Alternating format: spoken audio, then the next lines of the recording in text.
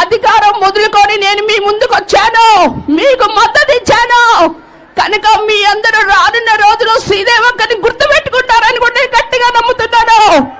ఈ రోజు మీకు నేను ప్రజల తరపు నుంచి చెప్తున్నాను, అయ్యా నువ్వు మాకు నోటీసులు ఇచ్చావేమో కానీ ఈ ప్రజలు మీకు ఎప్పుడో నోటీసులు ఇచ్చారు. మీ కుర్చీ మడత పెట్టి మీరు చొక్కాలు మడత పెట్టడం కాదు, ఇక్కడ బాపట్ల పార్లమెంట్ ప్రజలు దగ్గరలో ఉన్న బంగాళాఖాతంలో మీ కుర్చీ మడత పెట్టి అక్కడ చేస్తారు అని కూడా ఈరోజు నేను గట్టిగా నమ్ముతున్నాను. కనుక దళితులకు మీరు ఏం చేసింది ఏమీ లేదు.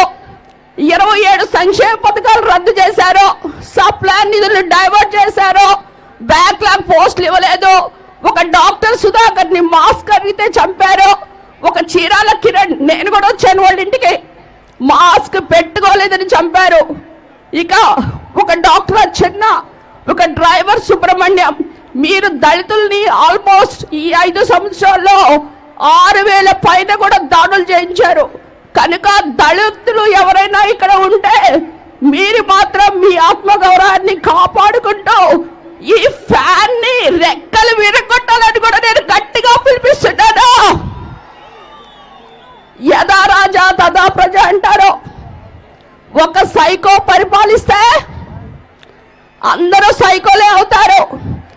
ఈ పిల్ల సైకోలు ఊరికొకళ్ళు బయలుదేరి మీ అందరినీ కూడా ఎంతో కష్టపెట్టి మీ మీద దాడులు చేస్తున్నారు.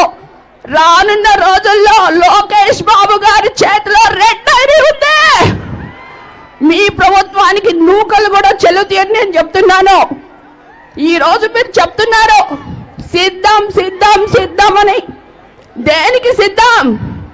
మళ్ళా మాట తప్పడానికి మడమ తిప్పడానికా, లేక ప్రత్యేక హోదా తాకట్టు పెట్టడానికా, అమరావతిని పోలవరంని కుళ్ళపరచడానికా, లేకపోతే boom boom president medal special status ఇలాంటివన్నీ తెచ్చి యువతను నిర్వీర్యం చేయడానికా, లేక సొంత కుటుంబ సభ్యులతో పాటు ప్రతి ఒక్క మహిళల మీద పోస్టింగ్స్ వేయడానికా?